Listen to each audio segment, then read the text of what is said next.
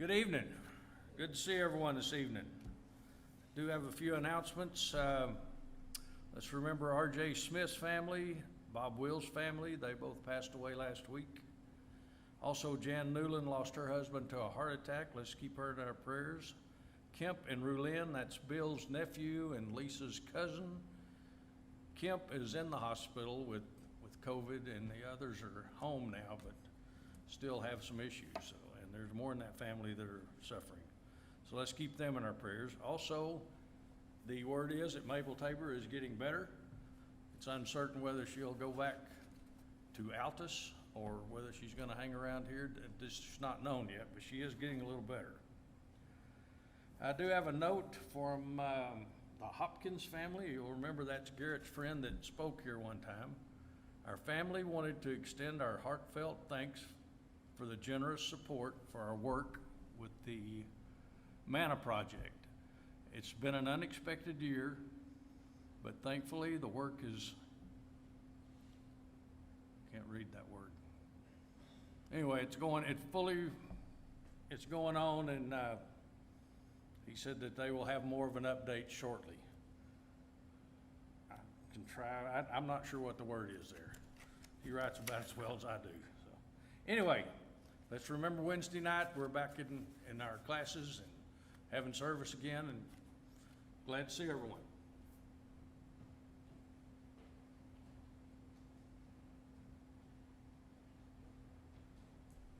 Good evening. Please turn to 288. 288.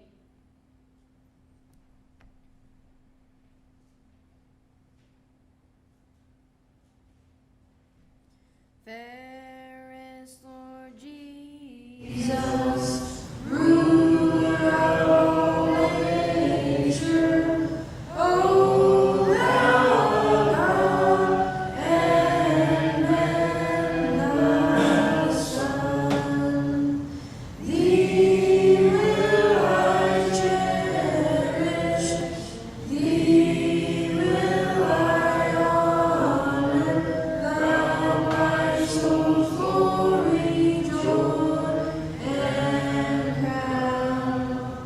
Fair is the sunshine, fair is the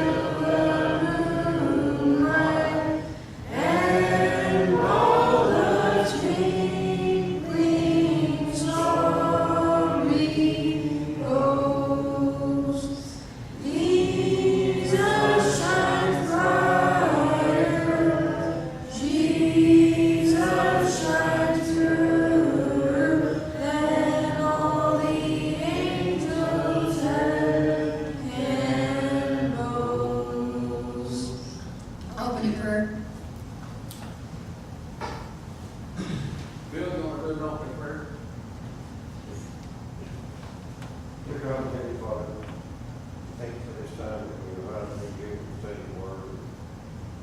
Father, we just ask that those that don't know who you are yet, we just ask that they have an opportunity to look at the Bible and go over the wording in there and use it in their daily work. And we just ask that those who might be traveling today be safe and be with them. And Father, again, we know there's military men and women worldwide that protect our freedom that we all enjoy each day. We just ask for their safety until they return home. Again, Father, thank you for your Son and the sacrifice he made for each of us. I stand here praying. The song before the lesson will be 577.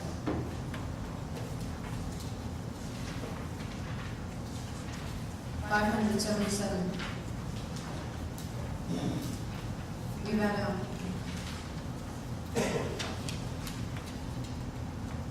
You are one creation and Lord of my life, Lord of the land and the sea.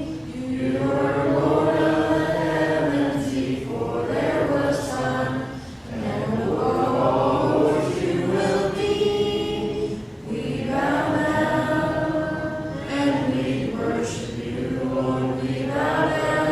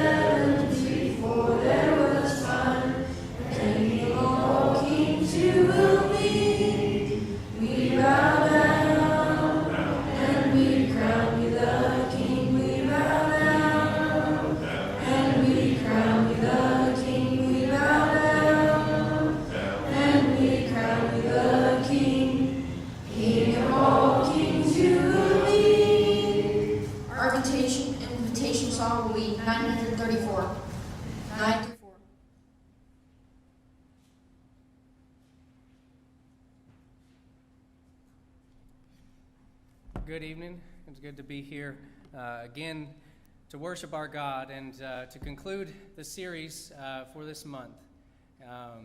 Again, I'm always sad but excited to conclude because we kind of get to go back over things like we did this morning a little bit. But at the same time, I'm sad because we're done and we have to move on to something else, but yet everything we look at is going to contain God because we're always looking at His Word, and so we're always going to be studying about God, but a little bit differently as we look at Acts next month, and so perhaps maybe be reading that as you get a chance this next week as we look into what we're looking at next for the next month in the book of Acts. And again, give me some of your favorite songs for September that I can make a lesson out of those songs. I would like to do so out of yours more so than mine. So let's go ahead and begin in Isaiah. If you'd be turning with me in your Bibles to the book of Isaiah, we'll begin there in just a few moments.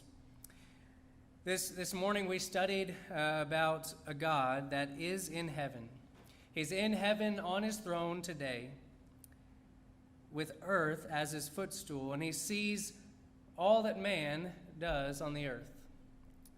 And so that is this idea of being omnipresent, that He is everywhere present because He sees everything, and that He's present tonight with us. And He's also present wherever there are people of God gathered together. And so we're so thankful for a God like that. And to be able to try and comprehend a God like that is again, a little bit too much and more than what we can cover in a month. But tonight we're looking at the holiness of God. It's kind of sparked from the idea in the adult class on Sunday mornings, looking at 1 Peter and this idea of holiness. There was a discussion about these things, and I thought this would be a good thing, and especially because we think about God being holy. What does that mean? And so we're going to look at that for a few moments. But in Isaiah chapter 63, Isaiah chapter 63 and verse number 15 tells us, we looked at this verse this morning, it says, "Look down from heaven and see from your habitation, holy and glorious." And so it describes where God is, His dwelling place, as holy. And that really helps us get this idea of holy because we can't reach that dwelling place today. That we're waiting for it. It's separated from us. And in that way, it's holy. Look with me also in Hebrews chapter 12. We'll be back in Isaiah if you'd like to mark your spot there. Hebrews chapter 12, though, in verse number 14. I'm not sure I mentioned this verse, but I know I meant to, so we'll mention it now. Hebrews chapter 12, verse 14 tells us to pursue peace with all people and holiness, without which no one will see the Lord. Without being holy, we will not be able to see God. It's why we can't see Him now, because we are not yet going to be made holy until the judgment day. And that it is a continual process we've been learning about in class. It's a process. It's not something that we are going to attain fully in this life, but we're going to do the best that we can. You might also write down, if you're taking notes, Matthew chapter 5, verse number 8. "Blessed are the pure in heart, for they shall see God." It's the ones that are pure and holy that will see God. And so we want to study this idea of holiness and just look at it a little bit closer. But I did say we'd be going back to Isaiah chapter 6. And so if you'd meet me there, we're going to look at a certain section. Perhaps you know the section. If you've read the book of Isaiah before, you may know this. And if not, this is a key chapter in the book of Isaiah. Because our first point this evening is the idea that God is holy. We're going to establish that, and then we're going to define what better define what holiness is. But let's see how God is holy first. Let's begin in verse number 1 of Isaiah chapter 6 and read through verse 8. "In the year that King Uzziah died, I saw the Lord sitting on a throne, high high and lifted up, and the train of his robe filled the temple. Above it stood seraphim. Each one had 6 wings. With 2 he covered his face, with 2 he covered his feet, and with 2 he flew.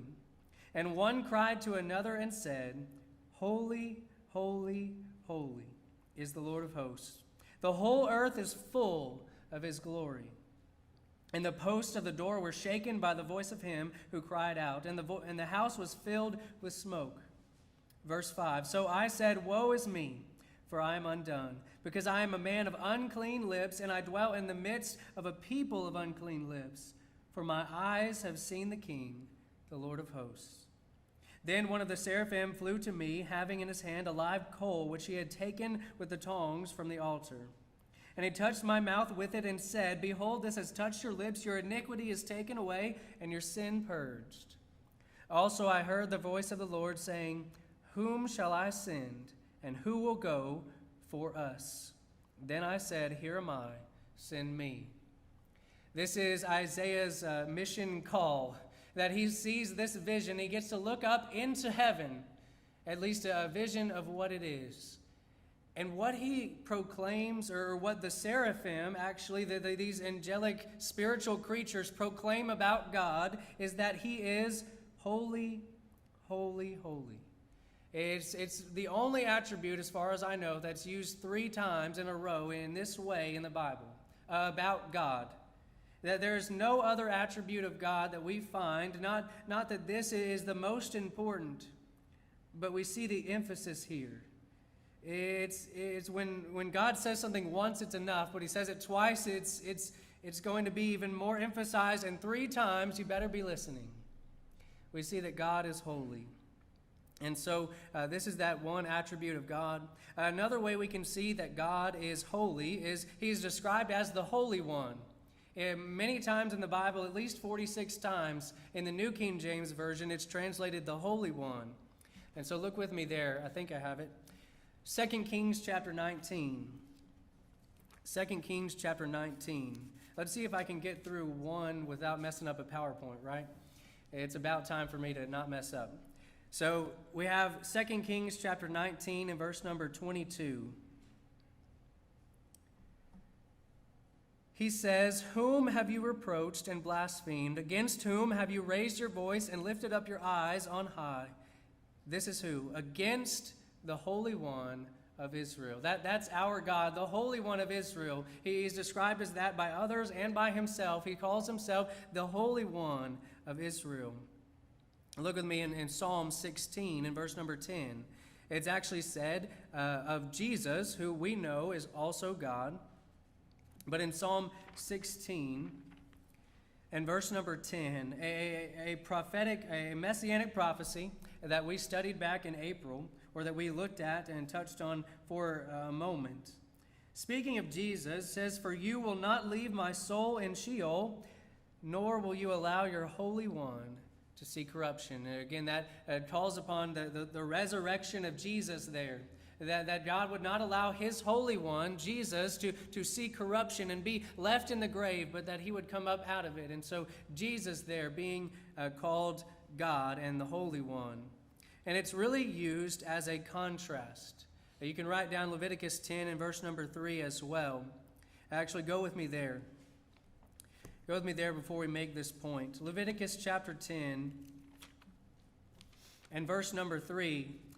Leviticus chapter 10 is, again, a famous chapter in all of the Old Testament, but in the book of Leviticus, it's probably the only one that you might, is so well known that it's mentioned often. Because Nadab and Abihu, the sons of the high priest Aaron, offered profane fire before the Lord, verse number 1, which God had not commanded them. And verse 2, fire went out from the Lord and devoured them, and they died before the Lord. Again, that was not pleasing to God. And we're thankful that God does not deal with us in the same way. I know that we should be thankful for that. And Moses said to Aaron, This is what the Lord spoke, saying, By those who come near me, I must be regarded as holy. And before all the people, I must be glorified. And so Aaron held his peace. Can you imagine at that very moment what Aaron might have said? But those are my sons. And they didn't mean to do that and all of those things. We don't know, but Aaron held his peace because he knew that God was holy and that Moses spoke from the Lord, saying that he must be regarded as holy, as the Holy One. And really it emphasizes the separateness of God. That's what holiness is. It talks about how God is separate. And so if God is the Holy One and so separate from mankind where we can't reach him right now, he's in heaven today, how can we approach him? How can we approach a holy God as an unholy people? Our second point tonight, we're asking this question, what is holiness? Let's define it in this way and look at how we can be holy as well.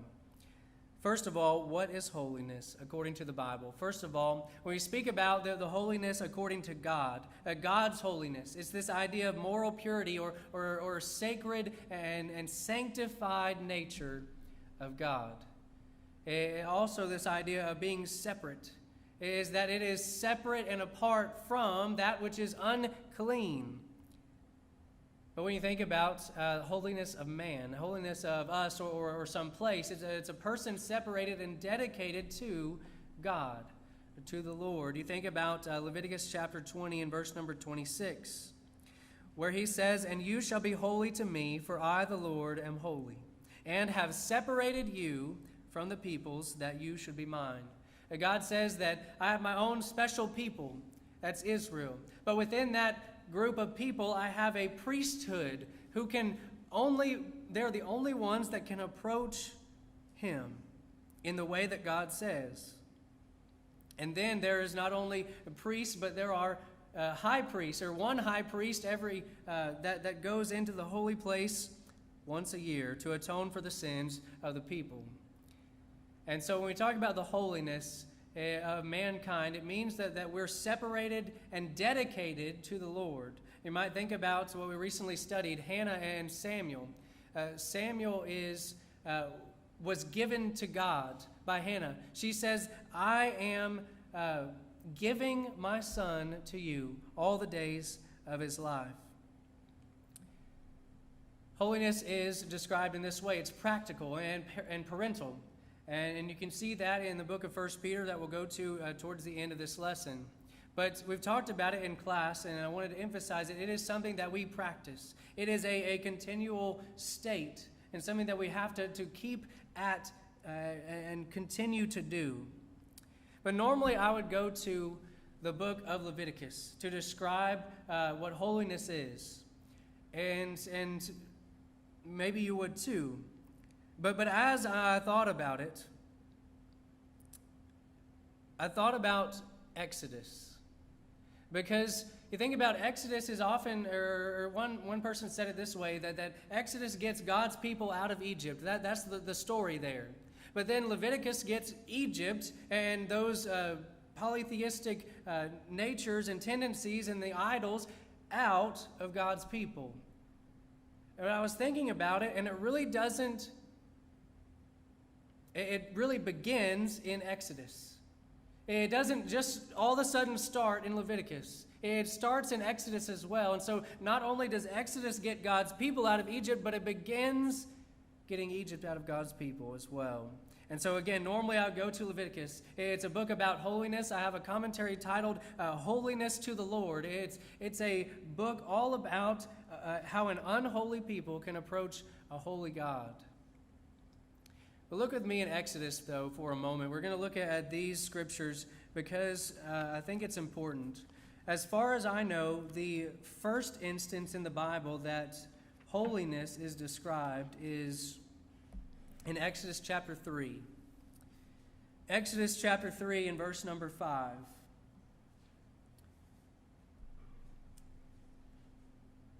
God said this, "Do not draw near this place. Take your sandals off your feet, for the place where you stand is holy ground."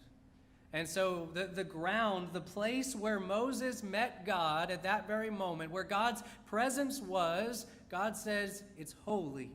It's separate. And it doesn't mean that that spot from there on out was holy, but it was because God's presence was there. It was holy ground. But all throughout the book of Exodus, you see this idea of holiness. When the Israelites come out of Egypt, Exodus chapter 12, they've crossed the Red Sea. Well, let's see. Not yet. Red Sea crossing is in Exodus chapter 14, but they're about to. And God says, this is what you're going to do when you leave Egypt. I want you to do this. Exodus chapter 12, verse number 16. On the first day there shall be a holy convocation. And on the seventh day there shall be a holy convocation for you. No manner of work shall be done on them, but that which everyone must eat, that only may be prepared by you. That is the Sabbath laws were given.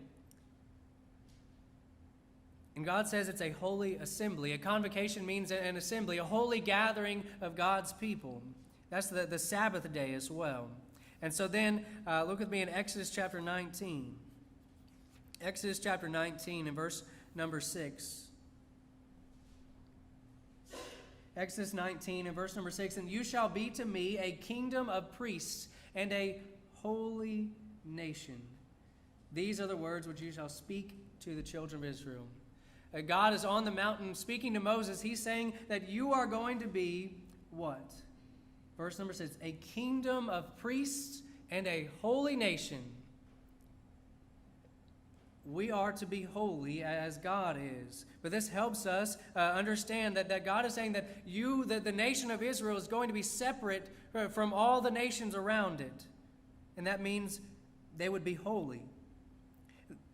Exodus chapter 20 and verse number 8. You think about the first 10 commandments there, and really the 10 that summarize all the law. Exodus chapter 20, verse number 8. We talked about the Sabbath, but God says, remember the Sabbath day to keep it holy. That the Sabbath day was meant for reflection on the holiness of God and how He was the one who brought them out of Egypt, and it wasn't themselves. And it wasn't the Egyptians who happened to just kick them out. It was God who brought them out and drew them out of Egypt to be holy, to be separated from the people. We see that imagery there in Exodus, that as the people of Israel are drawn out and washed almost in the crossing of the Red Sea, that they're washed and the Egyptians are killed there. Doesn't that make you think about baptism? And think about the washing that happens of the sins that go away in baptism. And there is no mistaking, and there is not some coincidence, but God planned it that way. That is how we become holy. And you think about a few more verses here in Exodus. Exodus chapter 22 and verse number 31. We've looked at holy ground and a holy assembly, a holy nation, and a holy day, a holy Sabbath. And then Exodus chapter 22, verse 31 says, and you shall be holy men to me. And we can stop there. But he says, you're going to be holy to me. You're going to be separate and apart. And then Exodus 28 and verse number 2. Exodus 28, verse number 2.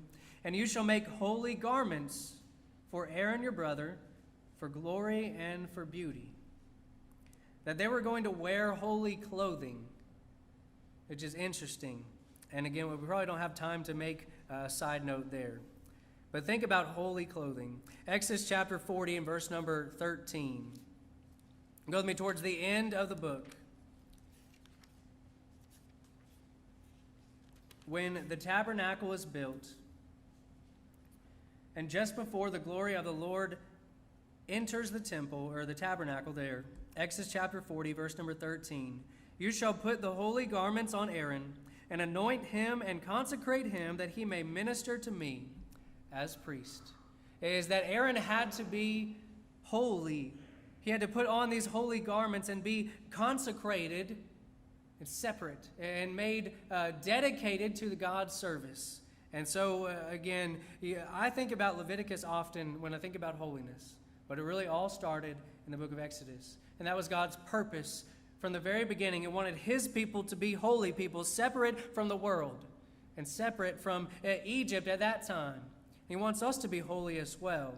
Because the third question that we're going to ask is, can we be holy? If our God is holy, and we want to be with Him, and without holiness, we will not see Him, is it possible for us to be holy? Well, since we're hopefully already there, Leviticus chapter 11, verses 44 and 45. It is, in fact, has always been commanded for God's people to be holy. And he provides the way. He doesn't leave us with, well, be holy and figure it out. He says, be holy, here's how to do it. It's that simple. In nature, it's not going to be easy, but it's simple to understand. And then Leviticus 11, verses 44 and 45, for I am the Lord your God. You shall therefore consecrate yourselves, and you shall be holy, for I am holy. Neither shall you defile yourselves with any creeping thing that creeps on the earth. For I am the Lord who brings you up out of the land of Egypt to be your God. You shall therefore be holy, for I am holy. God commanded it to His people back then. He says, I've drawn you out to be a holy people. Please be a holy people. And so when we come to 1 Peter chapter 1, verse 13 and through 15, this is what Peter is talking about. And there's no doubt that Peter looked back to Exodus and Leviticus and looked and is playing on these ideas here. And actually, of course, he borrows the exact wording of Leviticus 11, 44 and 45. But he says this, therefore, gird up the loins of your mind, be sober, and rest your hope fully upon the grace that is to be brought to you at the revelation of Jesus Christ. And we talked about how it's practical. Holiness is practical, but also parental. This is what we mean here, verse number 14. As obedient children. Because God is our Father, and so as obedient children, we are not conforming ourselves to the former lust, as in our ignorance. But as He who called you is holy, you also be holy in all your conduct. He says that we are to be holy in everything that we do. It's actually mentioned 12 times at least in the book, the word for holiness in the book of 1 Peter. But also look with me in 2 Corinthians chapter 7, and maybe mark 1 Peter, because we'll be back there in just a moment. But 2 Corinthians chapter 7 and verse number 1 tells us this. Therefore, having these promises, beloved, let us cleanse ourselves from all filthiness of the flesh and spirit, perfecting holiness in the fear of God. Remember, this is a practice. It's something that we have to work at. We're not going to be perfect at it, but we've got to work on being separate and being apart from the world. It doesn't mean we're not in the world. Remember, we're in the world, but not of it. And God calls us to be holy. But how do we become holy? We have to ask that. If God commands it, then and He's surely going to give us something to do. Well, first of all, the blood of Christ. We cannot be holy on our own. We will not be holy on our own. And we will not stand before God on Judgment Day and say, look at all the holy things that I've done. Doesn't that make me right with you? No, it's because of Jesus Christ and His blood. In Hebrews chapter 9, verses 12 through 14, lines it out very simply, even though the whole few chapters around there are talking about the blood of Christ. But here's what it does. It's not with the blood of goats and calves, but with His own blood. He entered the most holy place once for all, having obtained an eternal redemption. For if the blood of bulls and goats and the ashes of a heifer sprinkling the unclean sanctifies for the purifying of the flesh, how much more? How much more shall the blood of Christ, who through the eternal Spirit offered Himself without spot to God, cleanse your conscience from dead works to serve the living God? It's not magical water back there in the baptistry. We know that. but it's by the blood of Jesus Christ, that cleansing agent that puts us into to the new sanctuary, the new tabernacle of God, His church. And I mentioned this morning that we sing a song, and it's one of my favorites. And the verse says that we are dressed in His righteousness alone. I always emphasize that more and more when I hear it. Because I'm not going to come to God with my own righteousness, but I'm going to be clothed in Jesus' righteousness because I'm clothed in His blood. So first of all, how do we become holy? It's first and always by the blood of Christ. But secondly, it's by our obedience to Him. John 14, verse 15, if you love me, keep my commandments. And not just keep them one time. And not just get into the water and be baptized and that's it. You're saved from there on out. It's continually keep my commandments is what God is saying.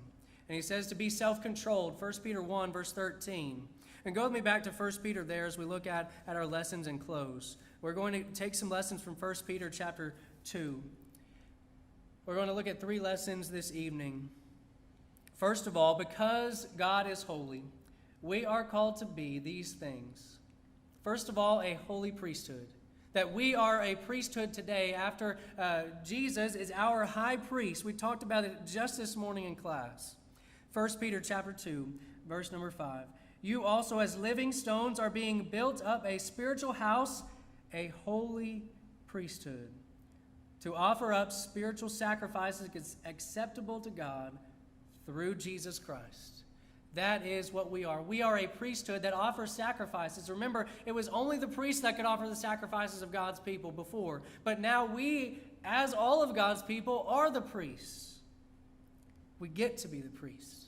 We get to serve God. There were some in the Old Testament that weren't priests, that weren't Levites. They didn't get to participate in those things. Imagine how they felt. We don't have to feel that way because we can offer and we can help, and whatever talent or gift that we have, we can help in various ways. We are called to be a holy priesthood. Number 2, we are called to be a holy nation.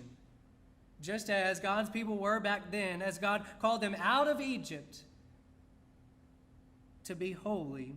Look with me in 1 Peter 2, verses 9 and 10. You are a chosen generation, a royal priesthood, a holy nation, His own special people, that you may proclaim the praises of Him who called you out of darkness and into His marvelous light, who once were not a people but are now the people of God, who had not obtained mercy but now have obtained mercy. That's part of this great nation that we're part of. That's the greatest nation that we can be a part of is God's nation. And because it's a holy and separate nation, it is a special nation to God. I want to be a part of that people. I want to be with Him forever. And I know that you do too. 1 Peter 2, verses 11 and 12 tells us that not only do we have to be a holy priesthood, but a holy nation, but we have to be holy in our conduct. And so maybe you could just say we have to be a holy people, living holy lives. 1 Peter 2, verses 11 and 12. He says, Beloved, I beg you, as sojourners and pilgrims, abstain from fleshly lusts which war against the soul, having your conduct honorable among the Gentiles, that when they speak against you as evildoers, they may, by your good works which they observe, glorify God in the day of visitation. Remember, we don't do good works for any other reason but to glorify God. And so others can see that and say, wow, you serve a great living God. That's what we're focusing on God this month. And I hope that we know God better in order to serve Him better this month. I hope that these things have been helpful to you. I know that they've been helpful to me and challenging. You study about this God, that our one true living God is a holy God. And He's all-powerful. He's all-loving. He is all-knowing and all-seeing. He's unchanging. He's 3 persons in one, and I still can't wrap my mind around that fact. He is a great and awesome God. And so one more question, or maybe 2 more. Question is, what if I am unholy? What if I am found to be unholy on Judgment Day? Leviticus chapter 20 and verse number 3 tells us God says this, I will set my face against that man and will cut him off from his people because he has given some of his descendants to Molech to defile my sanctuary and profane my holy name. If we are found to be unholy, we're not going to be with God in his holy place, his holy dwelling place one day. I know that we all want to be there. And we cannot be, though, first in his presence without the blood of Christ, and if we're not covered in that blood of Christ.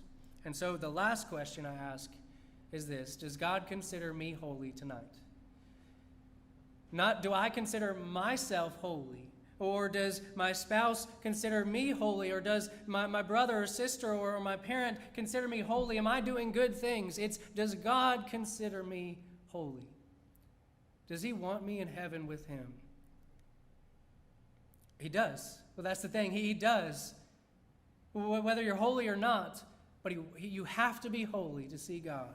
That's what we've learned from this. And again, not perfect, but sanctified by the blood of Christ and clothed in his righteousness. Perhaps you don't feel holy this evening. You can make that right. If you want the prayers of the church to pray with you, pray for you. We would love to do that. If you would come forward as we stand, as we sing.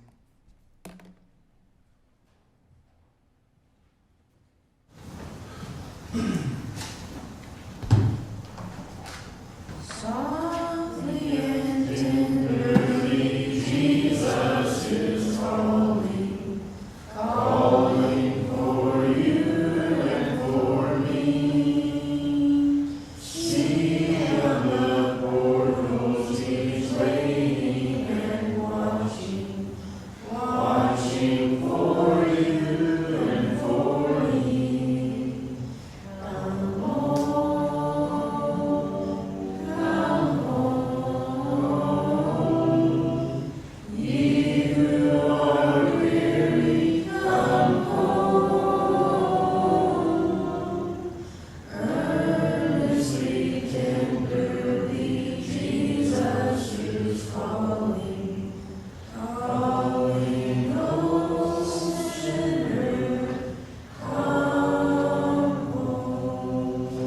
Why should we tarry when Jesus is waiting for you and for me? Why should we linger and heed not his mercies, mercies for you and for me? Come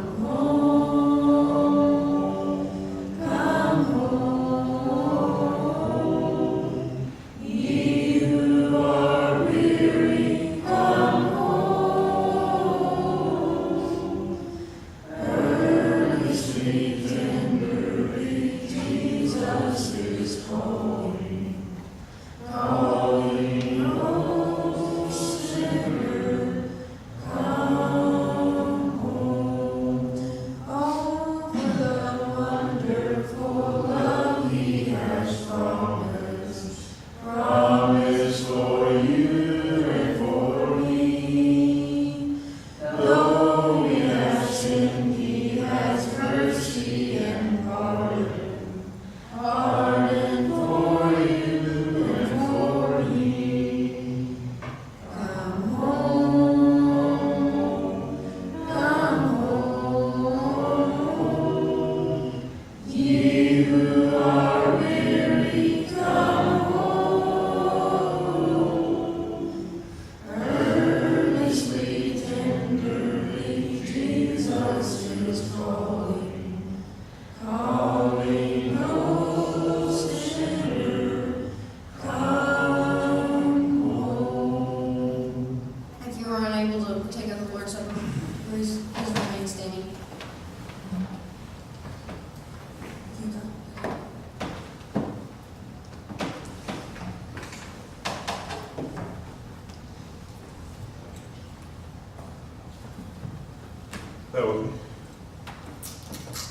Father in heaven, we thank you so much for this time that we can be together. We can feel you in our presence. We thank you for your Son, for his sacrifice, and we thank you for that broken body that was broken on Calvary. And we take our minds back to that moment. And Father, we thank you for the bread that you've given us that represents that broken body, that we might partake and remember those things and that sacrifice and the hope that it brings to us. We pray that you will be with those who partake this evening. They might do it in a manner pleasing to thee, in Christ's name.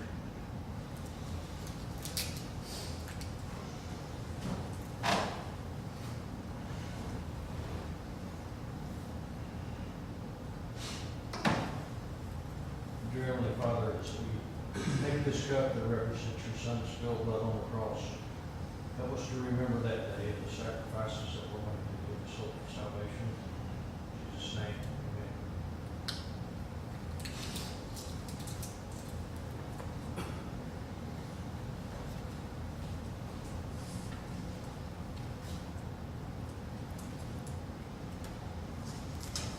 Our closing song will be 716.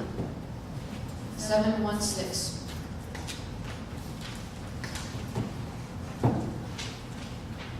And before our closing song, do we have a closing prayer?